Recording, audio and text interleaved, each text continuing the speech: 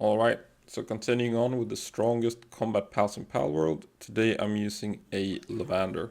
So I start by sending it out because I just switched skills on it. So if you switch skills on a pal, they will go on cooldown. So just to be safe before entering, I send it out for a little bit, just so it doesn't spam its weaker skills first. So we join the boss battle hard and try to see what makes this pal the strongest pal to use. So this build is based on using the lifesteal effect from the pal. When you send out a Lovander, both you and the pal get a lifesteal effect up to 6%. I know the patch notes said that they were buffing it to 10%, but it's still 6%. If you just look at how much damage you're doing and how much you're healing, you'll see that it's still 6%. So just to show how strong this build is, I will be playing with one hand only during the tower bosses. And just standing still, shooting the boss and using the heal effect to show just how powerful this skill is. So if it does get buffed to 10%, like the patch note said, it should be even better. So you can just see, even if I'm ignoring my shields, my health will drop. And then I just heal right back up with shooting the boss. Try to go for headshots because it's based on your damage. It's the pal healing itself with its own damage and you healing yourself with your damage. And then just to compare with Feybreak, you will see that Lovander has quite worse stats, only health is better. But in the other stats, it's quite lackluster. Just having the stab bonus or the 20% bonus on neutral attacks doesn't really make up for it. It's a nice buff to have for Lovander on Holy Burst and Airblade, but it doesn't quite make up for the lack of attack compared to Feybreak. So moving on to Lily and Lyleen, just switch the attacks around a little bit using Flame Funnel, very strong skill against her. Flare Storm seems to still be the second best option. Flame Wall is decent, but I still think Flare Storm slightly outperforms it when the boss is moving around a little bit. While doing this kind of build, I guess the boss doesn't move around a whole lot since you're just standing still. But it's I feel like Flare Storm just tends to hit a little bit better and a little bit harder. But they're very equal, Flame Wall and Flare Storm. So again, just standing still, only using the mouse hand, shooting the boss in the head. Luckily, Lyleen seems to have a very big head. You will probably have no trouble hitting headshots against her. So you don't really need to care about the thing that usually counters you here, which is the grass skills giving you a root effect so you can't dodge and stuff. This build counters that pretty neatly. You see you end the fight at max health. Good job, Lovander. You did great. That's another benefit of using Lovander over Feybreak. It's a little bit about what skills the boss uses, what are the pals weak against, but also you don't really want your pal tanking when you're using this build, so just having lower attack can actually be a benefit a lot of the time. As long as the boss is focusing you, your pal should be fine. And I guess having a big health pool doesn't hurt for Lovander in this case, just getting hit by... Usually they get hit by 1 or 2 attacks just when you send them out. And past that, they don't really get hit by a lot of stuff. So just having a big health pool to tank that initial hit. So here I'm using Diamond Rain, Airblade, and Rock Burst. Now Rock Burst used to be one of my favorite skills against tower bosses. The pals will get real close and hit all the rocks. I feel it has fallen off a little bit now when they spam their quick skills between. So they don't really use them. And just when you can't move, the pal tends to get a little bit in the way, but I don't mind. You can still hit the boss. It's fine. So just Diamond Rain really is doing a lot of work. And then I'm carrying, you will see here, a couple of multi-guided missile launchers, the rocket launcher to clear the ads. So just carrying 4 weapons is a good way to just give yourself a little bit of heal. If you get low, you can just switch. You don't have to reload. Just shoot a lot of rockets. You can use 4 plasma cannons if you can afford it. It's a good way of just having some backup health. You'll see it later in the series as we get to the little bit harder bosses. Now Marcus and Faleris is probably, once you start using the correct skills, the easiest hard mode tower boss. Maybe Lily can be a little bit easier, but she does use some root effects together with stun effects from the electric attacks that can be tricky. Thunderstorm is the only electric attack that doesn't electrify, so you won't get stunned in that. But if you use Holy Burst, Wall Splash, and Airblade, you can even use the regular splash as well.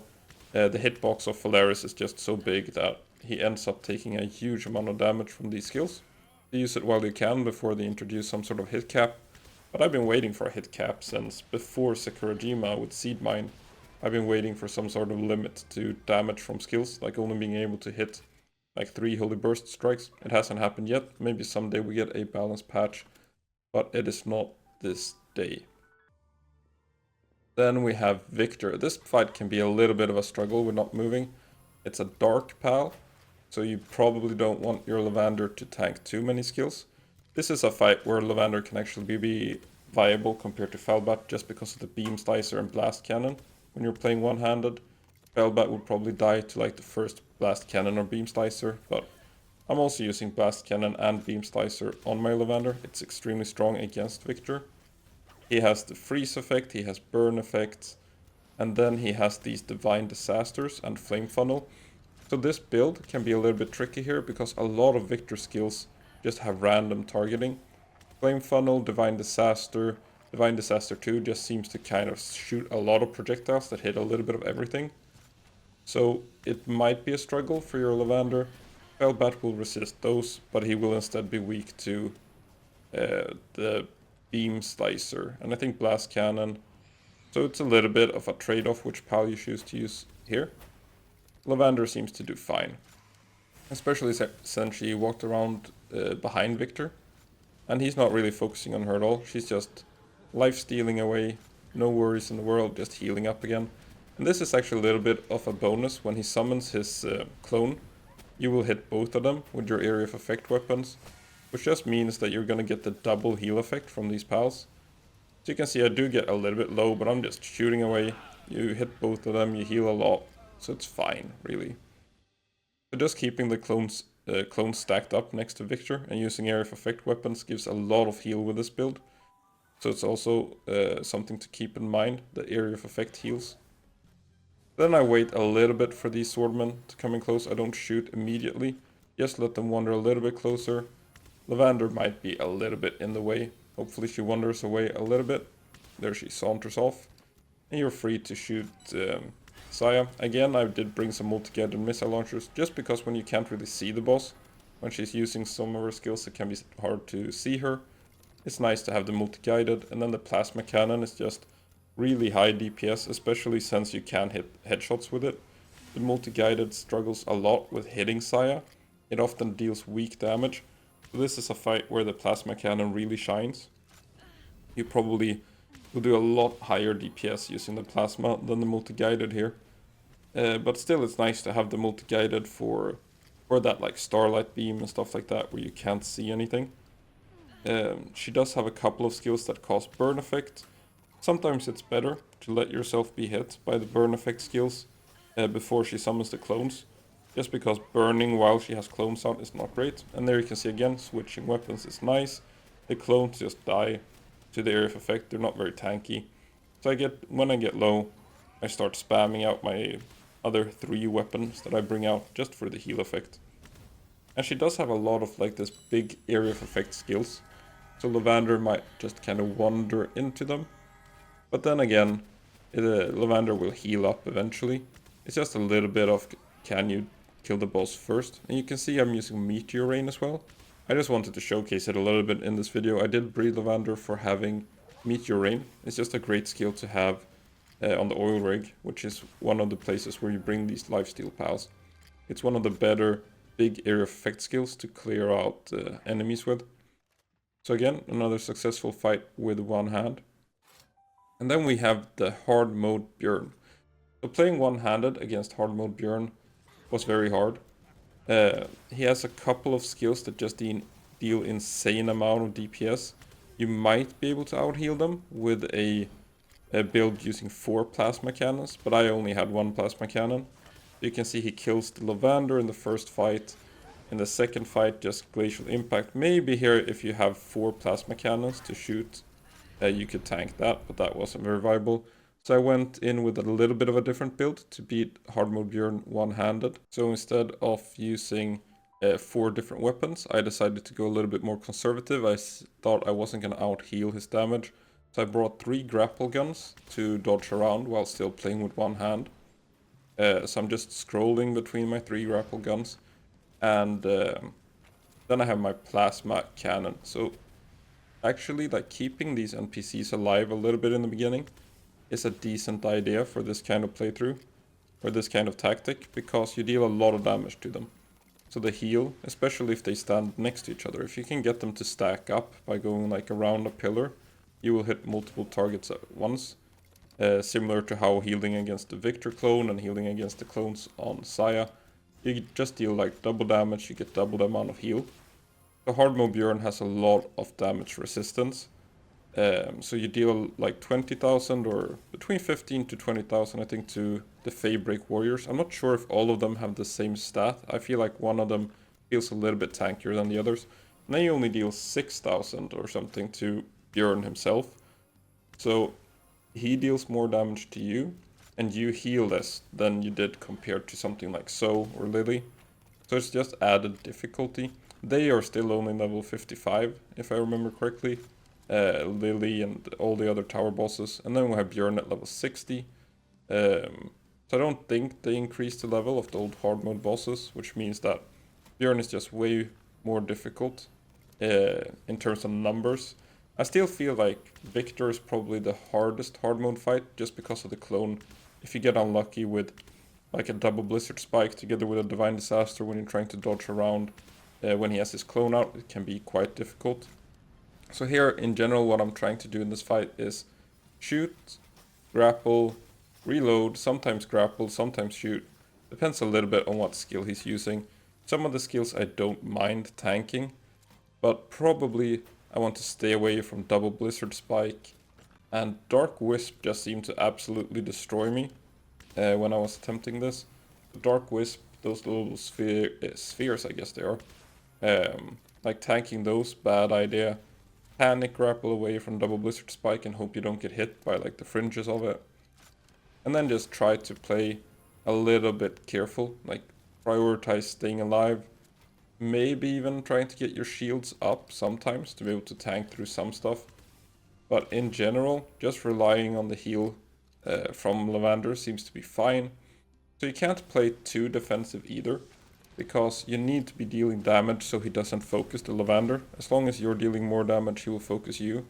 So if you run away too much, your pal will just die. He's usually one-shotting it. That was something I forgot to mention before with the element against Felbat. Like, since Felbat is weak to dragon, you've got Victor and Saya using some dragon skills that might shred through your Felbat. But then you have the dark skills like Bjorn, Victor. I think Saya has some dangerous dark skills. Not a whole lot for being a dark pal. Bjorn has more dangerous dark skills really than Saya does. Their unfortunate grapple, I grapple into him and have to tank a glacial impact, both the hit and the impact. So not great. I drop a little bit of DPS. He starts to focus my Lovander a little bit. So again, not really an opportunity to be running away. You have to damage the boss so he doesn't one-shot Lovander. But yeah, I feel like against this fight, he's using a lot of dark attacks. Maybe Felbat would be good here. But if Felbat deals more damage than you when you're doing this, he's just gonna die anyway to like a stone beat or a wall splash or double blizzard spike. So maybe this is impossible to do with Felbat. I feel like I was really playing close to the edge in terms of DPS here. Like really needing to do, like focusing on doing damage while dodging around with these grapples just so you wouldn't focus the Lovander. Can be a little bit of a struggle. You have to decide which skills you can tank and which skills you have to dodge. So mostly trying to get into a rhythm of grapple, reload, shoot, grapple, sometimes grapple, reload, grapple, shoot. Depends a little bit on what skill he's using. But you can see that my health does go up quite a bit. You're healing almost like 400 or 500 per shot. And I had to skip out on one attack pendant. I wasn't really sure which build to use for this. I did go for the ice resistance ring over one of the attack pendants. So my healing is a little bit worse, my damage is a little bit worse. But I have the opportunity to just get hit a little bit by like icicle bullet, and if I was gonna get hit by that glacial impact, I feel like I probably would have died without that ring. So I'm wearing the ring of ice protection +2 in this. You could probably throw in a Ring of Dark Protection +2 as well. But then your DPS might suffer enough that Lovander just gets hit instead and dies. So if you do want to do a one-handed build, these bubbles as well, they block bullets. So not something you want to be shooting your plasma cannon shots into. Here I probably should have grappled to the right to not get make Lovander get hit, but it seemed fine. It's an alpha Lovander, lots of health. That's probably the redeeming factor of this pal, is that there's a big health pool for when she does get hit. Low attack stat, so she doesn't draw aggro. I feel like it's the perfect pal to do this one-handed build with. And yeah, just playing close to the edge all the time. With the DPS, of course, to stay alive. So there he does use a Glacial Impact on Lovander, because I was dodging around a little bit too much, I think. Just a little bit too low damage. So here I'm starting to focus again on damaging the boss. Playing a little bit, like, I wanted to play it safe, because I felt like, oh, I'm beating the timer. Yeah, I'm gonna be fine.